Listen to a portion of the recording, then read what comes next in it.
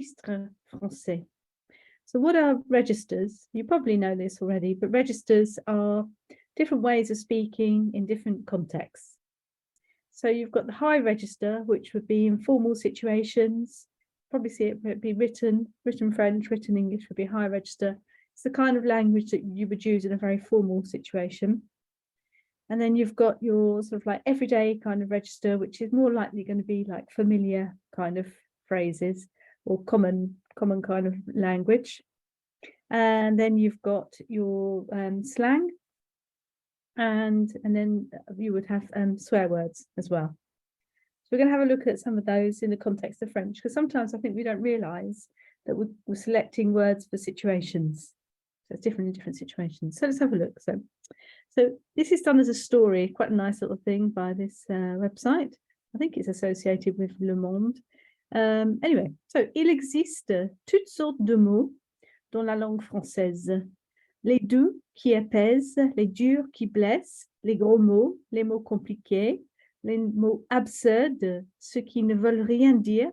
La cohabitation n'est pas toujours facile. Par exemple, un mot doux n'aime pas rester à côté d'un gros mot. Imaginez donc. So there's all sorts of different words in the French language. The soft ones, which appease us, the hard ones that hurt, the ugly ones, or the bad words, complicated words, absurd words that don't mean anything at all. And putting these all together, put them side by side, isn't always very easy. So, for example, a soft word isn't going to go very well next to a bad word. So imagine that. Okay, then we get into the bit of a story about this. So in this bit here, très cher connard, mon cœur, ça va. Now that ça veut rien dire, ça veut rien dire. See, this would never work. So there are words that co-locate together, that go well together. And this is a good example where it doesn't work as well. So because the problem is connard. Connard is lightly said idiot, but make your own interpretation on top of that. And very often it's shortened to con. And the tonality and how you use it and where you place it will give it its different connotations. But it can be really quite bad, or it can be quite humorous. But if you said that would be really contradictory. Très cher connard. My dear idiot, let's say. My heart, are you well? So that doesn't work at all. Au départ, tous les mots vivaient ensemble. So this is the story. So in the beginning, every word lived well together. Bien sûr, il y avait des quartiers et parfois des clans. So sometimes there were neighborhoods, places where they hung out, and sometimes clans, sort of cliques, I suppose. C'était le cas pour les gros mots. So this was the case for the bad words. On peut aller dans le quartier des gros mots avec les copains. Demande un jour le mot à naissance à son papa. So can we go into the neighborhood of bad words with friends? One day asked the word innocence to his dad. Hors de question, répond le père. Il y a trop de mauvaise fréquentation là-bas. Out of the question, answered the dad. There are too many bad people over there. Mauvaise fréquentation. Tu dis ça parce qu'ils sont gros? Are you saying that because they're fat? C'est injuste de juger des mots par leur taille. It's unjust to judge people by their size. Ça n'a rien à voir. It's got nothing to do with it. Great phrase, that. Ça n'a rien à voir avec la taille. It's got nothing to do with the size. Les mots qui habitent là sont vulgaires. The words that live there are vulgar. En haut d'une montagne vivaient des mots doux. Now, at the top of a mountain lived the soft words. On y entend tous les jours des mon amour, mon cœur, mon lapin, ma belle. Les mots doux sont très accueillants. So at the top of this mountain were living the soft words, and all day long you would hear my love, my heart, my rabbit, my beautiful, very welcoming kind of words. Chérie, on déménage chez les mots doux, dit un jour le mot pou à sa femme Puce. So shall we move to the soft words area? Said one day, Pou à sa femme pousse. Now, Pou and pousse mean flee. But one of them still has a bad connotation, which is it still gives you the sense of like, oh, you know. And the other one is a really sort of like a nice sort of like term of endearment to say, you know, my love, really. And quite often children are referred to as pousse, mes pouces or ma pouce. It's a really sort of like my dear type thing. So let's hear what happens. Le loyer est trop cher, the rent's too high. Et ils ne voudront pas de nous car on n'est pas des mots doux. They won't want us there because we're not soft words. Prononcez avec tendresse, tous les mots peuvent devenir doux. Pardon, my pronunciation. If they're pronounced, if they're said with tenderness, every word could become a soft word. Et ainsi, le mot pouce est entré dans le lexique des mots doux. And this is how the word pouce went into the vocabulary of the soft words. But Pou, lui, est revenu en ville. Il ne s'est pas adapté. So this other word for flee came back to the town because it didn't adapt. So it just goes to show some of them work, some of them don't. Les mots vivaient ainsi en paix. So the words lived together like this in peace. Pourtant, un jour, une guerre éclata. Un mot dur tua un mot tendre. Un gros mot blessa un mot doux. Un mot vulgaire agressa un mot rare. Le grand ordinateur a dû intervenir. So war broke out and everybody was hurting each other, basically. So, le grand ordinateur, well, ordinateur is computer actually. So this is the big decision maker who's got to intervene.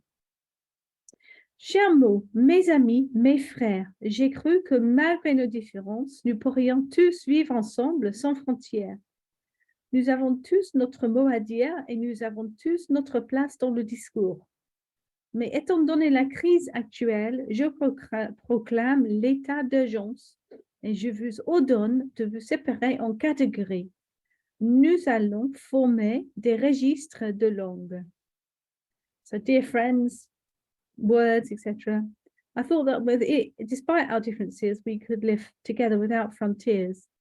We've all got a word to say, and we all have our place in speech. But given the current crisis, I'm going to proclaim an urgent state of urgency, and I'm ordering you to separate yourselves into categories, and we're going to form these registers, language registers. Comment allez-vous faire? Demande le journaliste. How are you going to do that? Asked the journalist. Nous allons former 3 grands registres, le langage familier, le langage courant et le langage soutenu. Vous recevrez une lettre vous indique que votre registre est clair. So here's the 3 registers. So we've got familiar language, courant is common language, not as in common, but you know, as in just normal everyday speech. And langage soutenu is the high language. Quelques jours après, des milliers de mots déménageaient pour habiter le registre. So they all moved to their different registers. Salut Graillet, tu vas où? Dans l'argot, j'ai trop la dalle. J'ai trop la dalle. J'espère qu'il y aura quelque chose à grailler là-bas. So this is a familiar language. So this means to eat. Grailler is to eat, the ER verb. So this is another way of saying manger. So dans l'argot, l'argot is slang.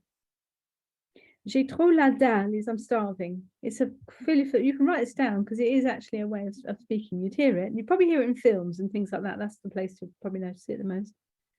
J'espère qu'il y aura quelque chose à grailler là-bas. I hope there's something to eat over there. So this would be the manger would be the normal way of saying that. Laissez-moi passer, s'exclame le verbe dérober. Je vais vivre dans le registre soutenu. So dérober is to get undressed. So this is the posh way, the high way of saying it. So it's going to go and live in the soutenu, the high register. Moi je vais où? Demande le mot qu'est-ce à un policier. Now this is interesting. So where am I going to go? Said the word qu'est-ce to a policeman. police officer. Vous êtes une caisse à chaussures, c'est bien ça? Alors, vous allez dans le langage courant. So are you a shoebox? If it's that, you can just go into normal language. D'accord, mais je suis aussi une voiture. Now this goes to show that this is where this kind of language is being transferred.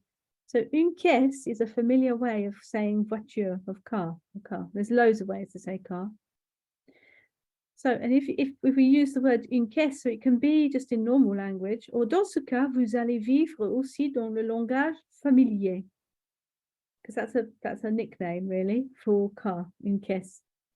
De maison, super. Okay. De grands référendums ont été organisés. Chaque registre a créé sa loi. Celle du langage familier est beaucoup plus souple que celle du langage courant ou soutenu. So each of them create their own register and their own rules. Familiar language is a lot more supple than the language which is sort of like normal language or high language. And actually, the place where you're going to see the most fun is here. It's sort of like there's play on words, there's words that are reformulated in terms of the way that they're put backwards, and all sorts of really creative stuff happens here. So it's quite useful to have a look at that, just because to see how the French language is developing. And eventually things that were familier one day here will end up in courant, but they won't end up in soutenu. On peut y utiliser des abbréviations. Par exemple, t'es là à l'oral au lieu de tu es là, ou au petit-déj au lieu de petit-déjeuner. So you can use abbreviations. For example, rather than saying tu es là, t'es là, t'es là. So that sounds even more like one word when we're speaking. Or petit-déj, rather than petit-déjeuner. Yeah, petit-déj. And you'll see these sorts of things in adverts and when they're written on people, when they're making names of things and all that sort of thing, all this playing around with words. It's quite common in France. On peut même ne pas prononcer le ne de la négation. We know that, yeah. J'ai pas sommeil au lieu de je n'ai pas sommeil. Okay. Le pronom on habite dans le registre familier et il est très utilisé, beaucoup plus que nu. We know that as well, yeah. C'est pourquoi dans le langage familier, on dit on y va au lieu de dire nous y allons. Okay. So the article is quite good because you're obviously practicing your French in terms of like translating the article and having a look through it, but also it's also tackling the whole thing about telling us what these registers are. And we've got some familiar language. It tells us the differences here. Good thing to know about, and then you can select which register you want to use for which situation. Très bien. Any questions at all?